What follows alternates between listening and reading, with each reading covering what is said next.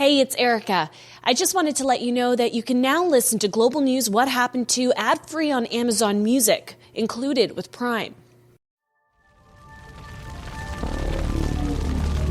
September 2019 in Australia. A 2-year drought had left the ground cracked, parched, dry. Wildlife thirsty for what little moisture was in the air. The worst part? Summer was on its way. The forest was primed for the slightest spark. And on a day like any other, lightning struck the ground and a flame erupted, quickly taking hold of everything around it, swallowing up dried leaves and dehydrated plants. Soon, it swept across the forest floor and climbed up the trees, incinerating everything. Firefighters tried to stop it, but the fire was just too hot, too fast, and too strong. 33 people were killed, thousands of others displaced, millions of hectares of land destroyed along with the animals that once lived there. It was the worst bushfire in recent Australian history. It's been over a year since Australia went up in flames, and I've often wondered what happened to the animals and the land they lived on. How did the fire get under control? I'm Erica Vella, a reporter with Global News, and on today's episode, we find out whatever happened to the Australian bushfires.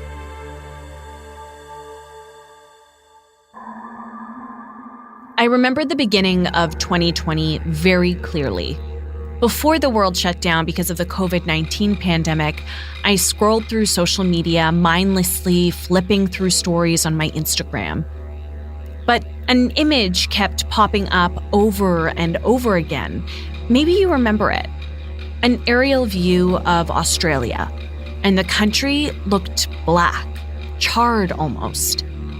On the outer edges, embers burned. It almost looked like molten lava.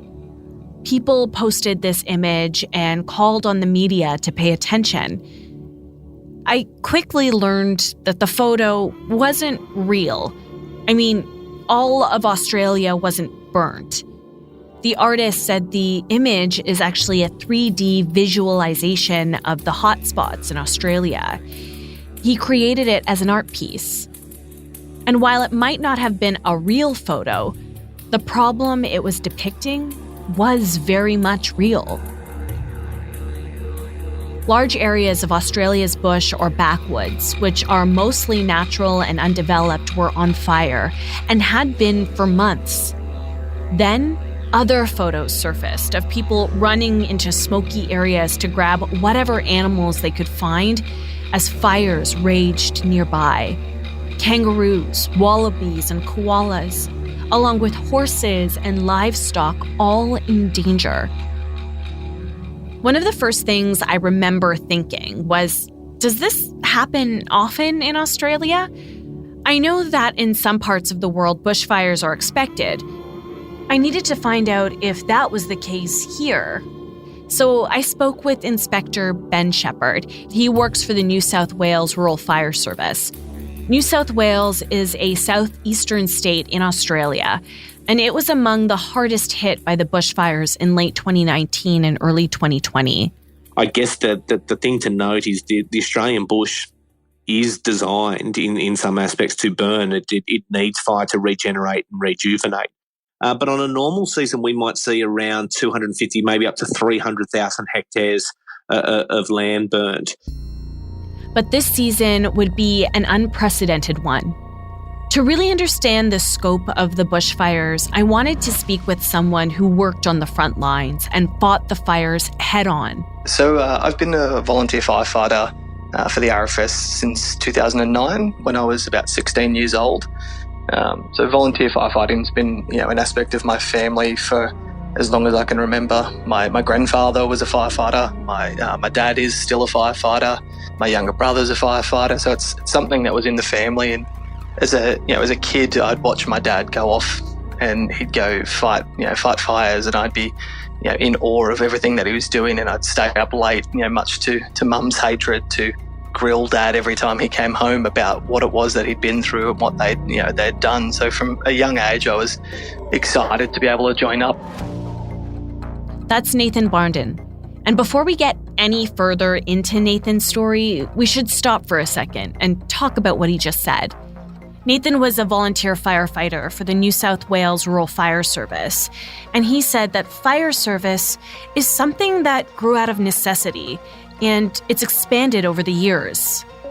You've got to think of Australia 100 years ago, and think of volunteer firefighting and bush firefighting in this country has been around in a coordinated fashion for over 100 years in one way or another. And so what you've got to remember is back then, our communities and our country was very isolated from the rest of the world. We were very much on our own, and so people did things out of necessity. And then one of those things that really started to happen was you found people had to put fires out. It just it was a natural part of our landscape. Fire occurred, and if you wanted to survive and you wanted to build a community, then you had to find a way to do that. There is a culture of volunteering in Australia that is a very hard thing to explain. I think we have, and I could be wrong on my figure, but I want to say somewhere around the 240,000 volunteer emergency service workers across our country. We have an emergency services force combined of professional and volunteers that is larger than our defence force, and that just it just speaks volumes of the character of what Australians are. And I think you do it because if I was in that situation, I would want someone to come and help me. And if you find a way to contribute in that sense, it's a tough one to try and explain. I guess it's just who we are as Australians. I should mention, not all people who work in Australia's emergency services are volunteers. There are some paid positions, but the majority of those fighting on the front lines are often volunteering their time. And as you heard earlier, Nathan comes from a family of volunteer firefighters. He's been doing it since he was a teenager. I mean, in Australia, volunteer firefighters, particularly in the state of New South Wales, respond to all sorts of emergencies across the state. So you're looking at everything from house fires to car accidents to what we obviously had this summer, which were quite horrific bushfires. In 2019, Australia knew the upcoming bushfire season was going to be tough. We could see it shaping up to be a bad one, and we certainly were right in that aspect. And we have had fires in New South Wales of quite horrific nature before, but nothing to the extent of what occurred this summer. So we were looking at essentially one long band of fire from the northern tip of our state right through to the southern tip, and we're talking hundreds and hundreds of kilometres. At one point, one particular fire, the Gospers Mountain Fire, was at its largest, I think, 1,300 kilometres in length all the way around it. So you're talking significant areas of our state, and all areas that burnt right up to our cities and our towns. So the bushfire season started significantly earlier than normal in about August in the northern parts of our state. Bushfire season in Australia varies depending on what region you're looking at. In New South Wales, bushfires typically start in September. In 2019, they started earlier than normal. But to understand why they were so bad this particular year, we have to go back even further. Here's Inspector Ben Shepherd again. I guess we could even go back a couple of years earlier, where what we started to see was the first signs of a drought gripping New South Wales. And even leading into the 2018-19 fire season, there were concerns that it was going to be problematic, given that we'd start to see drought conditions across some like 90% of the state of New South Wales.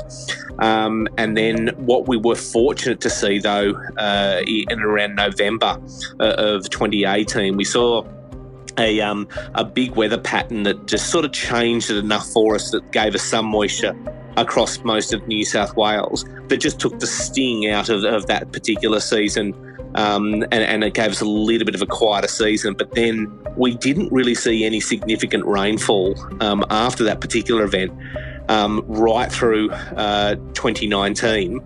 And then we obviously approaching the winter, we were starting to get forecasts of another warm and dry, I guess, summer. And that was culminating with a number of factors, obviously the drought, but also strengthening what we know as an Indian Ocean that was going to give us drier temperatures and drier weather across the continent, and also with an El Nino also playing its part, which traditionally with El Nino events, that leads to warm, dry conditions on the east coast of Australia. So everything was starting to line up. And then even as we started to move closer to the fire season itself, we started seeing fire activity through winter that we would normally start to see during spring and summer. And then by the end of July and August last year, we were recording in the vicinity of 1,500 to 2,000 fires in those months. And in fact, we started to see our first homes being lost in August during our winter months. So, and from there, it was relentless. We saw on average each month between 2,000 and 3,000 fires. So that was it. Years of drought combined with rising temperatures and dry weather.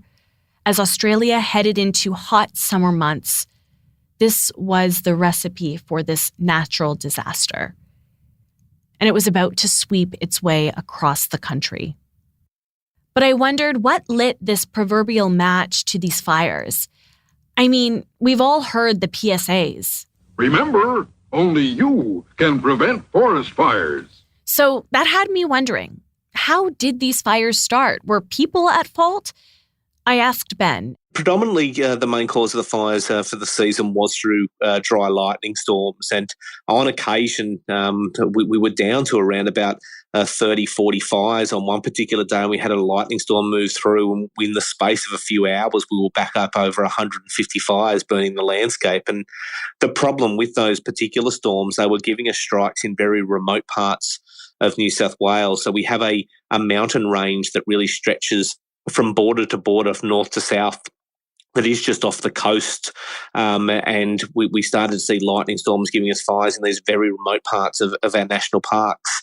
And the problem with that as well is once those fires start, it's obviously very hard to get trucks and crews in there.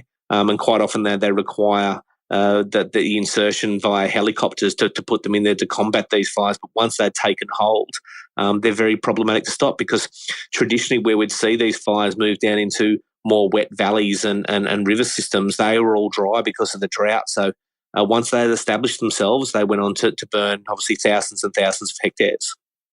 While the bushfires started around August 2019, things became much worse by the time December came around.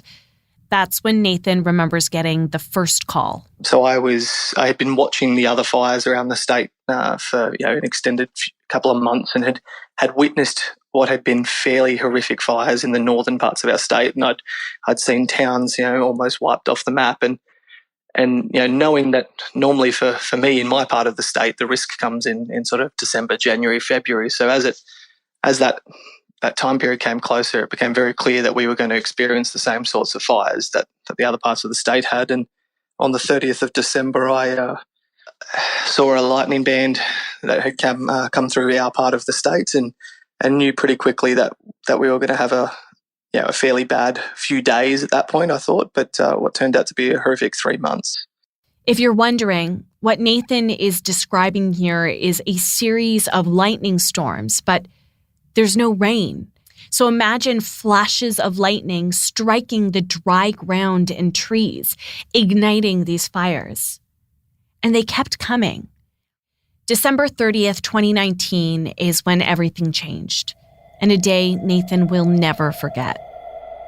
I was working my normal day job at the time, and like most people in Australia, I was very closely watching the news and watching the websites for our fire agencies, and I noticed that fire had started about 3 hours away from where I was currently working, back in my hometown, or near my hometown of Bega on the state's south coast. And I went through this process where I had a chat to my boss about the fact that these fires had started and they were looking quite bad, and that I would probably need to go home and help defend my community, and help in particular, defend my family who are living down there in that community. And so I got in my car and I left Canberra, the nation's capital, and headed on down to the coast to assist in the firefighting effort. On the way down, I started to see the fire, particularly, which was known as the Werryberry fire at that time. I could see the column of smoke from quite a significant distance away, and I knew that it was not going to be a great day. So by the time I got down to Bega, it was about 3 hours later. The fire had taken some fairly significant runs to the southeast towards a number of our towns, and we'd already at this point lost a few homes from this particular fire. And sort of over the next 6 hours, I began assisting in those firefighting efforts by taking on one of our command functions, which at the time I was known as a strike team leader. So I took a number of our firefighting trucks, and we sort of headed to get in front of the fire and try and steer that fire for as long as we could away from homes and from lives. But we were looking at conditions that meant putting out the fire was near impossible. So all we could do, and the best thing that we could do, was try and steer that fire away from homes and lives. But when you're fighting against Mother Nature, it's unfortunately her that will win every time. A day later, on December 31st, Nathan received reports of a fire that was moving very quickly. And he said that was rare. Normally, when you look at forest fires, as the sun goes down, as the temperature drops and there gets humidity back in the air, these fires tend to become a little bit more controllable. Now, unfortunately, what we were seeing on this particular day was not the case. Nathan says it was around 2 a.m. on New Year's Eve. The air temperature began to rise. By 2:30 a.m., we were looking at 38 degrees Celsius, and we were looking at humidities that had dropped down into single-digit percentages. So essentially, at 2 in the morning, it was the same sort of temperature and conditions as what we would experience in on the worst fire day in the afternoon. And so we were fighting a fire suddenly at night with the same intensity that we would have been fighting during the day. And this particular fire had started to do what we call spotting. So the fire itself had started new fires ahead of itself when embers and burning material were carried on the wind ahead of the fire. And sort of before we knew it, this particular fire had grown to a level that was well and truly out of our capability to put out with the resources that we had. By 6 a.m., Nathan was defending Kwama, a small town about 30 kilometers away from his hometown of Bega. He says homes in the area had already been lost. Land had been swallowed up by the fire. This fire was so strong that Nathan and the rest of the team made the decision to move all of the residents into a local fire hall. And we put all of our firefighting trucks around that building and defended that building while the main fire front hit the town. It was one of the most intense and horrific firefights I've ever experienced in my life and ever seen. And we were looking at 50 to 60 people who were sheltered in this station, whose lives were very much dependent on how well we defended them at this point. And unfortunately for me, we're talking about a regional and rural community. So you've got the town itself, where a significant number of people live and were sheltered, but then you've got all of these people who live on farming properties and isolated properties in the outskirts of town. And things were about to get worse. The fire line got closer to their defense lines, and at 7 a.m., Nathan said they received reports of people trapped in their homes on the outskirts of town. Myself and a colleague, John Gallagher, we jumped in.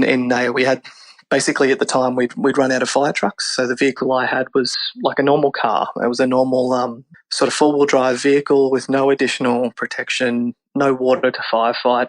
It was just a car that had some red and blue lights and some radios for me to do sort of work that I was required to do. And we headed off through the main fire front itself, which was one of the most challenging things I've ever done in my life. So imagine you're driving you're driving a car and it feels like you're driving blindfolded. You can't see more than a metre ahead of the vehicle. There's debris, there's rocks, there's fire and embers and everything that you can possibly think of being just whipped at the side of your vehicle. So it sounds like you're being pummeled with a consistent barrage of rocks and debris, and everything is burning. Your skin is on fire from the heat coming through the windows, and your lungs are just filling with smoke that's getting inside the vehicle, and you're trying to then drive through all of this to find your way to people.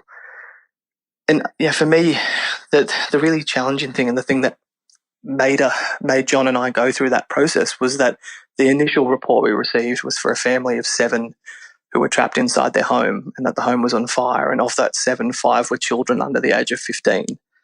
And the moment that you heard kids were trapped in that situation, you would do everything you possibly could to get to them and rescue them. So we fortunately arrived at the property and found the house on fire, and with no one in sight. And when we managed to open the door, my colleague John climbed over the burning veranda, and we opened the door and found the family of 7 huddled under a blanket inside the house with 3/4 of the house on fire.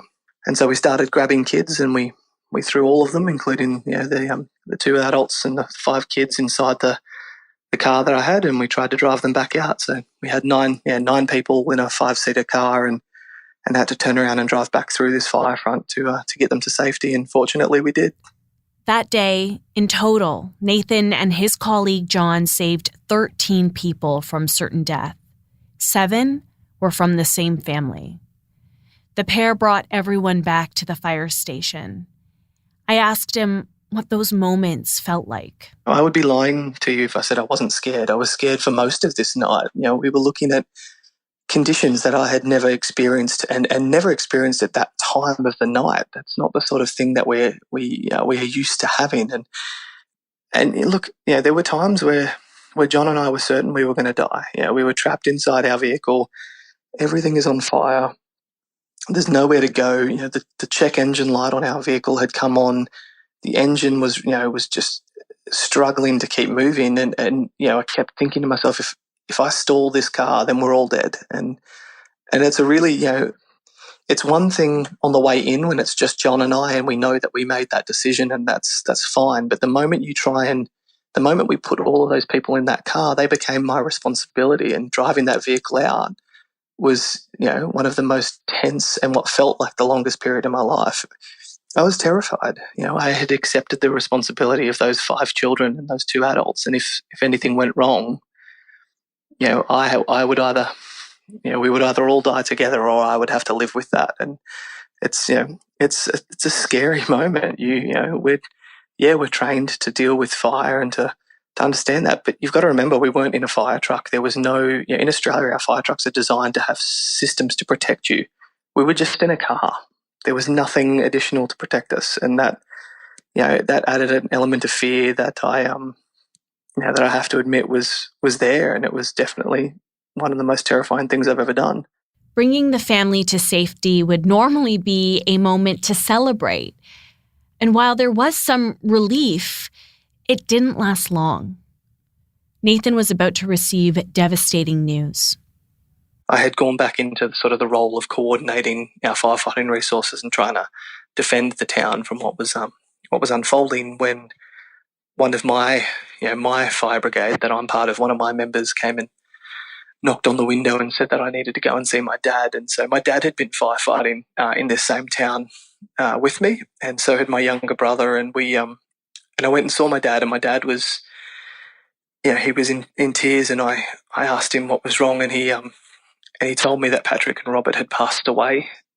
Nathan's uncle, Robert Solway, and his cousin, Patrick Solway, had been killed by the same fire. Yeah, in Australia, there's this strong culture of staying and defending your property during a bushfire. And my cousin and uncle, they were defending their property and their livelihood from fire as members of the public, just out there doing everything they could to make sure that their livelihood was still there at the end of this. And they were They were dairy farmers and they were farmers, and they had done everything right in regards to defending their property, and they had been well prepared and had done all of the work that I think we could have asked anyone to do under those circumstances. And unfortunately, the conditions were just so horrific, and there were things that occurred from a weather perspective that I still don't even to this day understand fully, but unfortunately it led to them both passing away. So when I found out that my uncle and cousin had passed away, I remember just kneeling in the middle of the road in tears and looking around and seeing the town burning around me. The church was on fire, a number of homes were on fire, and I remember just being so overwhelmed with what I'd just been told. And then about 2 minutes later, I just, everything just snapped, and I stood back up and I had a job to do, and I got back to firefighting, and we kept firefighting for another 6 or 7 hours until the main risk had died. Nathan's uncle and cousin were 2 of 33 people killed in the 2019 Australian bushfires. Inspector Ben Shepherd said the impact of the fires were especially felt by those working on the front lines. Well, we saw 4 firefighters, one only recently after investigation was found to have died in the line of duty. One of those was down on the south coast, whilst trying to return to his fire brigade station, was killed and overrun by fire. Another one, Sam McPaul, down on the New South Wales Victorian border, where it's believed now that during one of those pyrocumulus events, something that may have been like a fire tornado actually picked up their 8 to 10 tonne truck and tipped it on its head. Our other 2 gentlemen that were killed just south of Sydney by a falling tree that fell into the path of their vehicle. But we've also saw a loss of 3 US aviators that were killed when their water-bombing Hercules crashed whilst fighting a fire in the south of New South Wales. So, look, the impact was huge to the service. Unbelievably as well, that with all that, we also saw many of our volunteers lose homes. Some 80 to 90 of our firefighters lost their homes whilst they were out fighting fires. We saw an impact to those firefighters. More than 480 of our firefighters had some kind of impact on their property, and that's either loss of fencing or stock or machinery shed. So it was a massive impact on our service. Over the past year, the death toll is believed to have grown.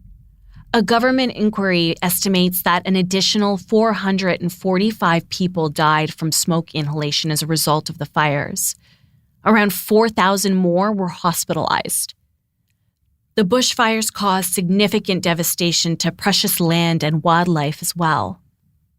According to Australia's Department of Agriculture, Water and the Environment, more than 10 million hectares of land, which is about 100,000 square kilometers, was affected. To put that into perspective, Cuba is about 109,000 square kilometers. So what was burning in Australia was almost as big as the largest country in the Caribbean. Over 50% of the Gondwana rainforest was on fire. The subtropical rainforest is listed as a UNESCO World Heritage Site, in part because of its unique geological features and high number of rare and threatened rainforest species that are of international significance for science and conservation. More than 330 threatened and migratory species were all in the path of the Australian bushfires. The World Wildlife Fund estimates the bushfires killed or displaced nearly 3 billion animals. Among them, 143 million mammals, 2.5 billion reptiles, 180 million birds, and 51 million frogs. The rescue group Wires receives up to 1,000 help requests a day, treating severely burned brush-tailed possums, kangaroos with burned feet, koalas in need of care, and flying foxes pushed out of their habitat. The animals that do survive will have lost their habitat, their homes, food. areas where they're breeding grounds, those important areas have all been lost within the fires. It's devastating. Seeing the poor little koalas. It's really hard to see. As wildlife suffered, I remembered seeing the news of the fires make its way to Canadian headlines. One of the things I remember most were the koalas. They're native to Australia and live in eucalyptus forests. And as the fires raged, the little marsupials became the face of the devastation. To find out what happened to them, I reached out to Sue Ashton, the president of the Koala Conservation of Australia. We're the only country in the world that has koalas, and unless we do something to try and help them, we will lose them, and that would be a travesty for Australia and for the world. Sue works out of the Port Macquarie Koala Hospital, which cares for sick and injured koalas. And she says that 2019 wreaked havoc on the population. And it was almost like the area was ringed by fire, and we were getting koalas in from our local area, but from across the state as well, and we were caring for them. So the bush was very burnt and dry and brittle, and so it burned very quickly, and poor old koalas didn't have a chance to escape, or other wildlife as well, because what happens in a fire is a koala climbs to the top of the tree, and depending on the intensity of the fire, it can go through really quickly and just singe their fur. But in the case of the fires in 2019-20, they were so intense, a lot of our wildlife, and particularly the koalas, were incinerated. Sue said that it's estimated that about 8,000 koalas were lost because of the bushfires, almost 1,000 of which were in Port Macquarie. Volunteers at the hospital worked tirelessly to care for 53 koalas who were severely burned. And what happens when a koala is burnt, the skin, it's very blackened and that it becomes dead. So we have to cut that skin off and then treat it with a cream called flamazine. We have to clean the wound and then treat it and then bandage it. And those bandages need to be changed every 3 days initially because the wound is quite raw, and then as it heals every 4 to 5 days. So we were doing that for week in, week out for probably 3 or 4 months. 13 of the 53 koalas rescued did not survive. 38 were released back into the wild in 2020 after they were nursed back to health. And Sue says 2 others, Baz and Gula, are still living at the koala hospital. Baz he's just a survivor. He's the most beautiful koala. He has no claws, and we didn't think we could ever release him because obviously a koala with no claws can't climb. But Baz has just amazed us. We put him into a big pre-release area with a tree with very thin branches, and he's actually using his little hands to pull himself up this tree. So if you go into the enclosure, you'll see Baz right up meters high in the tree, as happy as can be. So he's really confounded us. And the other little one is Gula. Gula was a little Joey that I actually rescued and was brought in, was in home care for a while. He was only 2 kilograms and he had a really bad burn on his rump. We brought him into the hospital for an assessment for pre-release in April and sadly found that he had chlamydia, which he probably got from his mother. So he's still undergoing treatment, but he's looking okay. His prognosis is still poor, but he's going okay. And if we can put the chlamydia into remission, he'll be able to be released. But they're the only 2 koalas we've still got from the fires. Hearing all of this definitely brought a smile to my face. I mean, I remember feeling really distressed about these animals, and I know I wasn't alone in all of this. During the fires, a member of the public suggested we set up a GoFundMe account because she had tried to donate to the hospital and our poor little website crashed and couldn't take the volume of inquiries we were getting. So we did set up a GoFundMe account and we had as a target $25,000, which was to build wildlife water drinking stations. That was what we thought we could do. We could get water out to wildlife that had survived quickly, and at least that would help them. So we set the target at $25,000. Well, that fund reached $7.9 million, which was just amazing and so overwhelming. Sue says almost $8 million was donated. I was floored. I asked Sue what the hospital did with all of that money. So we did the Wildlife Water Drinking Station program. We produced, made and distributed 140 drinking stations. That program has now finished. With the rest of the funds, we brought forward a 5 to 10 year goal, which was to start wild koala breeding.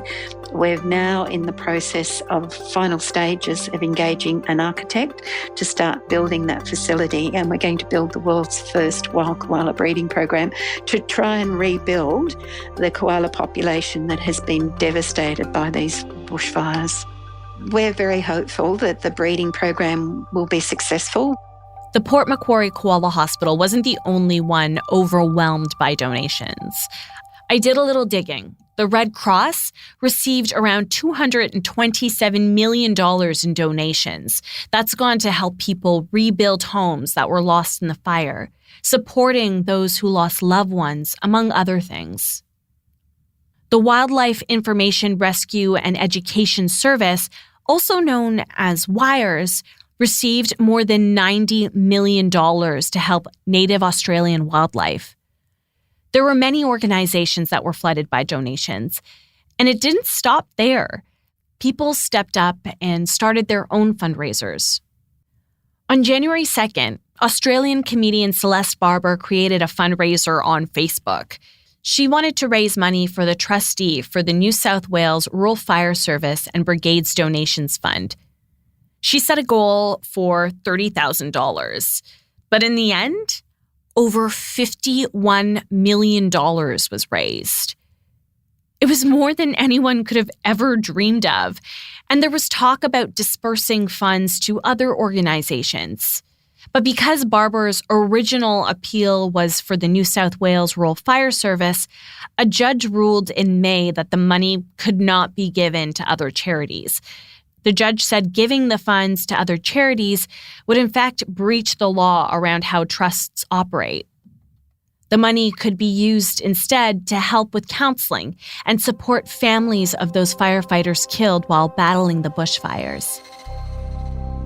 It wasn't just money that was pouring in. People traveled to Australia to help battle the blaze. Canadian firefighters are going in shifts that are about a month long. 51 are in Australia now. I think people have been really proud to be able to do the same for them. From what I hear, I'll be up in the air bird dogging helicopters, bucketing, and air tankers as an air attack supervisor down there. Craig Burley also works with the New South Wales Rural Fire Service, and he recalls meeting some people who came halfway across the world to help.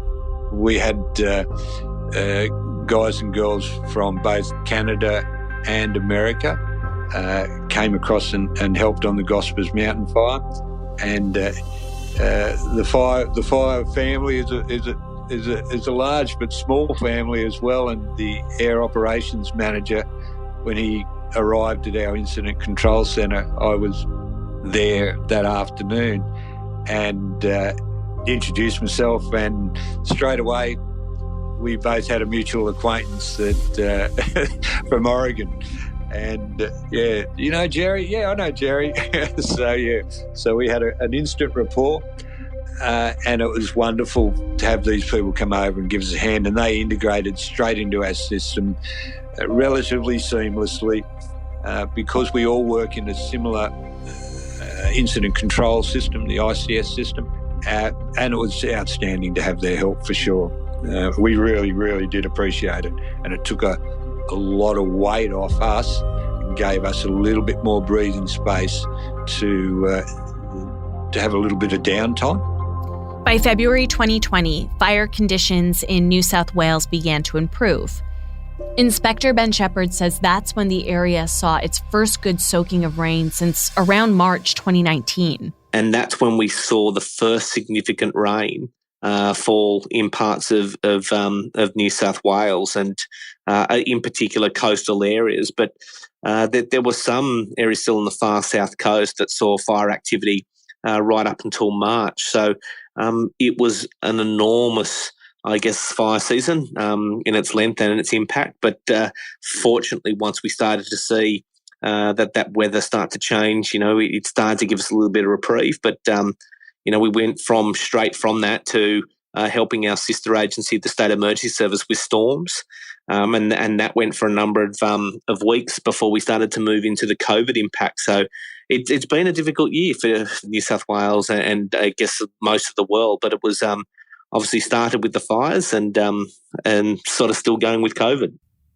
But even though the fires went away, the recovery is far from over. The Australian government says it will be investing $200 million for recovery of native animals, plants, and ecological communities. But I was curious. It's been just over a year since the bushfires burned through parts of the country. We saw the photos with the ground white from ash. Areas that had once been green and lush, blackened, barren, and desolate. But that was then. And I wonder, what do the affected areas look like now? The scars are very much still there. In many areas as well, up and around the Blue Mountains, in the back end of Sydney here, the trees are only just starting to reshoot. Especially the eucalyptus trees, which are used to fire burning through, but in some areas it burnt through so hot so quickly. There is a lot of dead standing timber. Many areas, are starting to rejuvenate and regenerate. And it is, in many places, it is quite pretty to see as well, where you see those green shoots coming through and you are starting to see some of those native flowers because we're finally seeing some good rain, and we're now moving, obviously, through our springtime, and we're going to start to see these areas start to repair. But look, it's going to take some time. In many of these areas, it might take a decade to return to even close to what they were prior to the fire. Thinking about these small improvements that have happened over the last year, I couldn't help but think, is it possible that Australia could see bushfires like this again? I asked Ben about this. Look, I think it's important to know that, especially in our continent, fires do occur each and every year. There is no doubt, though, that we are seeing a lengthening of our fire season, and we are starting to see fires burn in winter.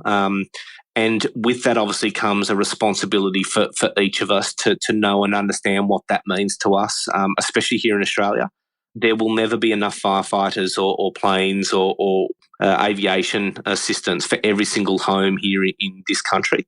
And with that, obviously, comes an onus on the individual to ensure that they're adequately prepared, not just for fires, obviously, this next season or next season, because we do know that slowly this will become an event in the past. And we don't want people to forget that. We don't want people to just dismiss fires and think that it won't ever happen to them, because we will see fires like that again, and we will see that broader impact. And during those times, the community can't just look at the government agencies or fire agencies to provide all the support. It's going to take a combined effort of all of us to once again combat fires of that nature.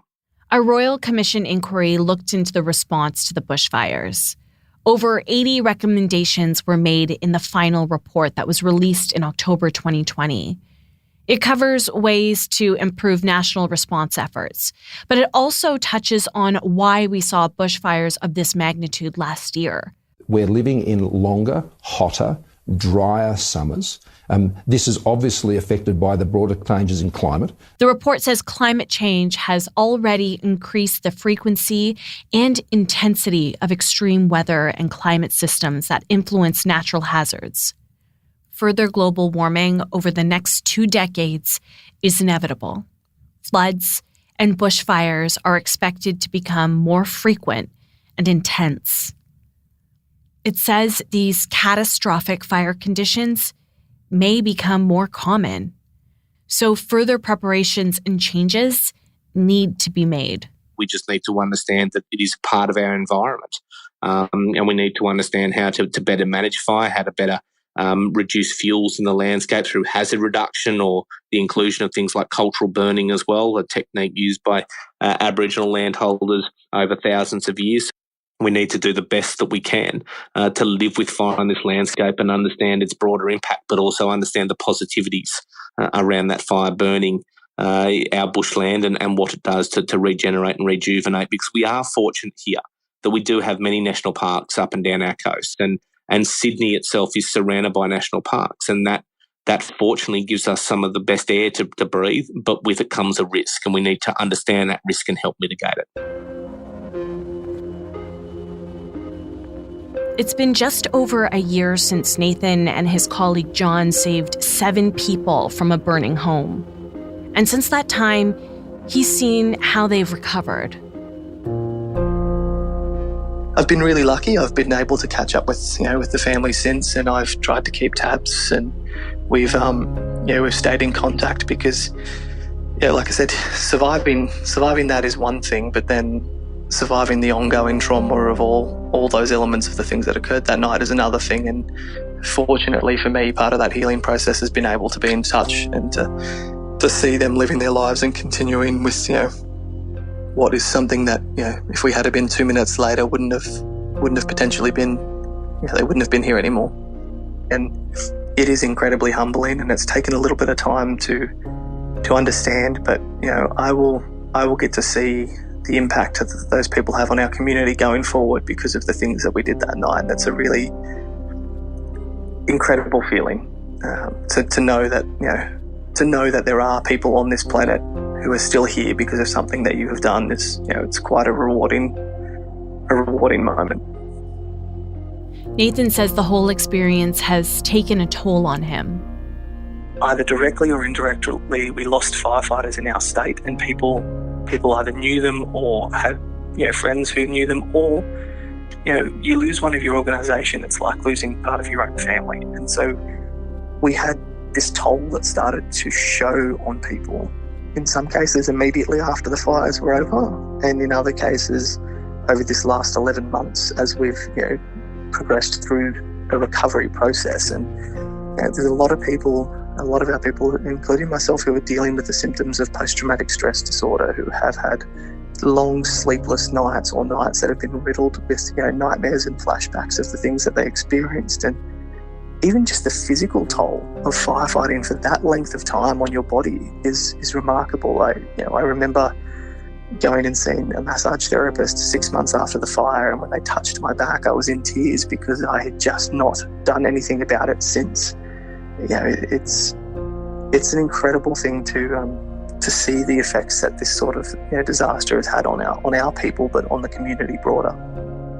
Following the bushfires, Nathan says some volunteers had to walk away from their work with the New South Wales Rural Fire Service. And that's expected, after a major event like this. But then on the other hand, we've had one of the largest influx of new volunteers that our organisation has ever had. You have major fires and we always get a new influx of people, but the challenge we have now is maintaining those people as volunteers and moving them forward and training them to be ready for the next event. The 2019 Australian bushfires changed Nathan's life and motivated him to make firefighting a full-time career. Losing my family to fire was one of the most horrific things that I have and I think I will ever experience, and it has changed me as an individual and shaped me in ways that I can't really describe. But one of the things that I decided that I wanted to do, and I wanted to make sure that nobody else ever has to go through what my family is going through.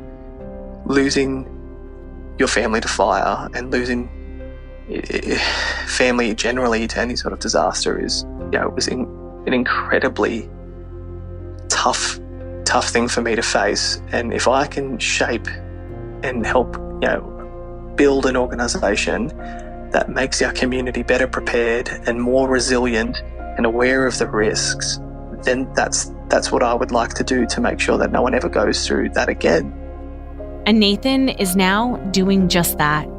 He's working on the New South Wales Rural Fire Service Community Engagement Team. In his role, he creates projects that will help with community preparedness so people can be ready for the next potentially devastating blaze.